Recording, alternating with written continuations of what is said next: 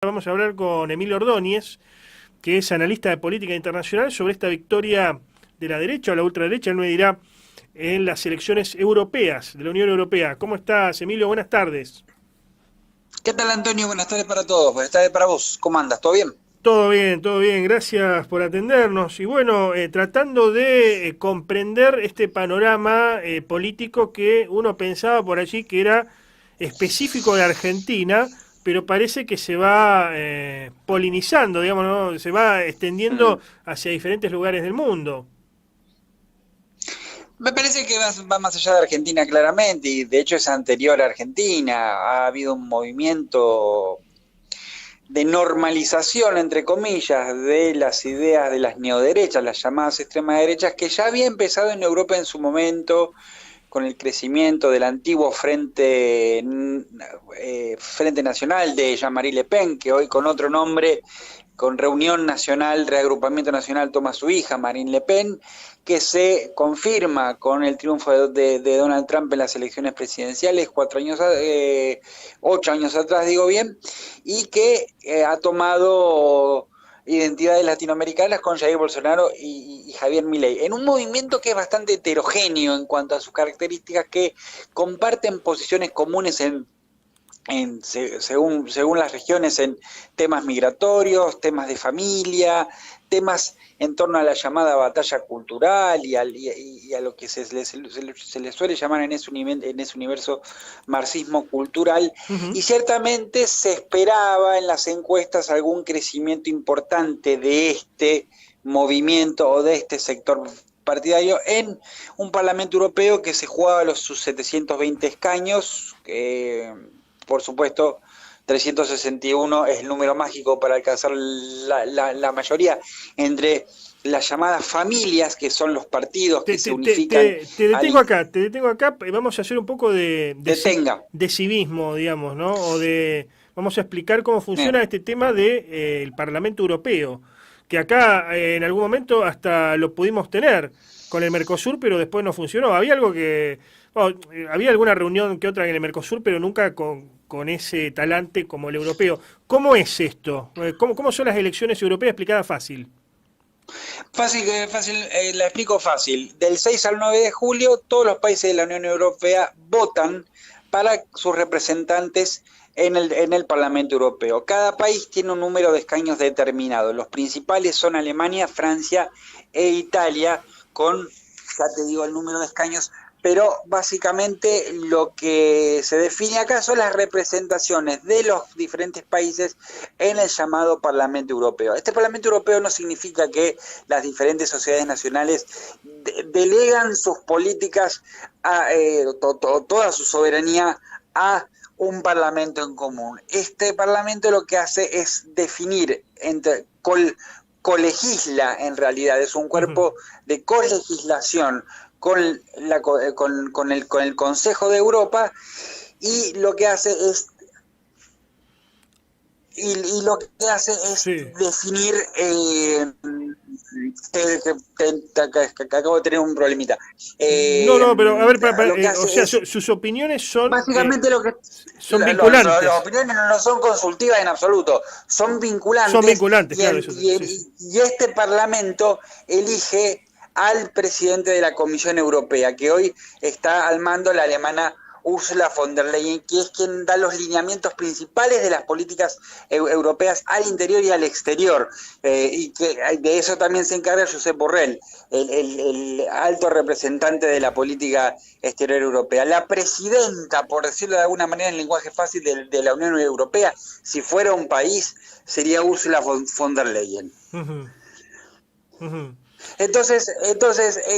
Cada país decide con un número de escaños determinado por cada país. En este caso los países funcionan como distritos de la Unión Europea, define su representación para cada una de estas familias políticas que se concentran en el Parlamento. Socialdemócrata, el Partido Popular Español, las dos identidades de las llamadas neoderechas, los liberales, todos conforman diferentes familias que luego, con las elecciones, ponderados los números de cada país, se reparten por escaños.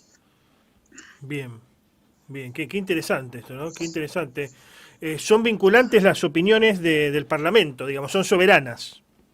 A ver, son soberanas claro, tienen validez de ley porque de hecho la legislación europea debe ser incluida en la legislación de cada uno de los países de la Unión Europea. De aquí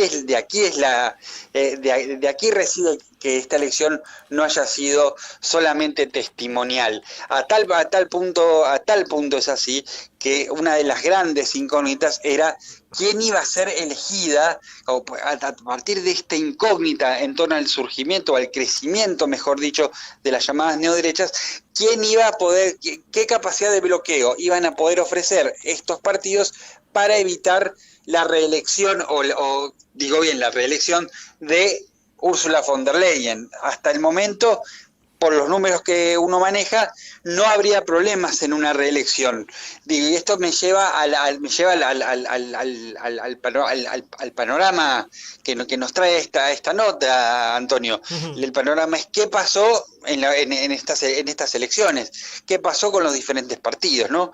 Y lo que pasó rápidamente para comentarlo es que por el momento el eje de centro-derecha, centro-izquierda se mantiene firme, si bien se verifica un crecimiento de los partidos de la llamada extrema derecha, se verifica un crecimiento sumamente importante, sobre todo si uno lo considera por país.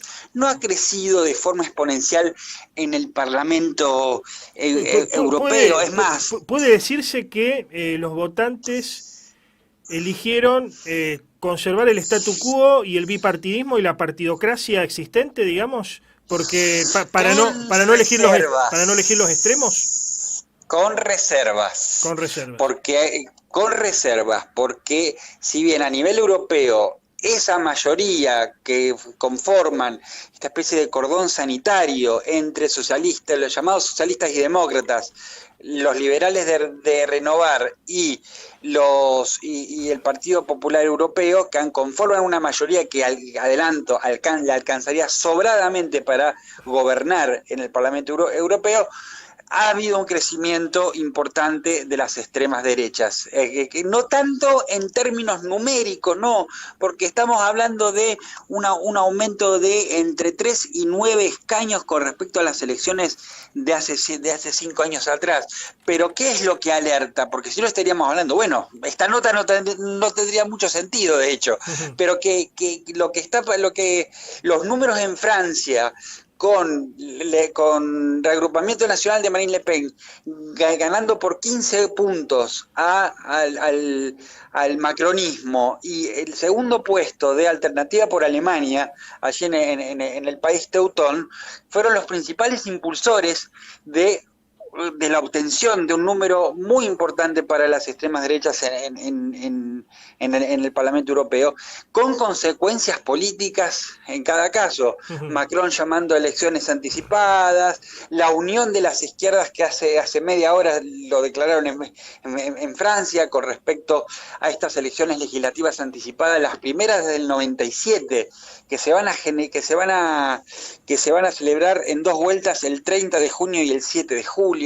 La renuncia del primer ministro belga, Alexander de Croo, y las presiones en España, una vez más, para que renuncie Pedro Sánchez debido a una victoria del Partido Popular que no se diferencia tanto de las últimas elecciones legislativas, que la hemos hablado allí en el estudio con vos, Antonio, sí, pero que sirven para poner un poco más de presión sobre un Pedro Sánchez que todavía continúa en este combate político por el poder con el Partido Popular y por la narrativa con Vox. Bien, por último, y sin robarte más tiempo, ¿esto lo puede vender Milei como un triunfo propio?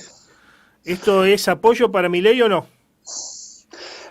Para su grupo duro sí, pero me parece que en este sentido no le ha servido de mucho en términos políticos, porque Sánchez no pudo capitalizarlo más allá de obtener más o menos los mismos resultados que el año pasado en las legislativas. Pero recordemos, el Partido Socialista arrancó estas elecciones europeas, los sondeos hace meses lo daban 15 puntos atrás, hoy perdió por 4, no es poco, pero igual no le sirvió. Sirvió también para que Vox no creciera, y un día vamos a hablar de las alternativas que le están surgiendo a Vox por derecha. Por ejemplo, el partido Se Acabó la Fiesta. Claro, eso Puntual se llama así. estaba viendo, sí, que un tal Albice Pérez que decía, Alvis. te vamos a meter preso, Sánchez. Claro, y la construcción de la cárcel, que quiere construir una cárcel a lo Bukele. Sí. También vamos a hablar un día del activo de poder blando que tiene El Salvador ahí. Pero bueno, a Milei puede decir, las extremas derechas crecen en Francia, crecen en Alemania, Claro. que salieron primeras en Austria, salieron primeras en Italia con poca diferencia sobre el socialismo. Entonces puede decir que es un movimiento que está en aumento porque lo está. Bien. También lo está en el Parlamento Europeo, pero todavía finalmente no le sirve para tomar de alguna manera el control del proceso legislativo a nivel continental, Antonio. Gracias como siempre, Emilio querido. Abrazo grande, hasta cualquier momento. Un abrazo grande y gracias por la comunicación. Abrazos.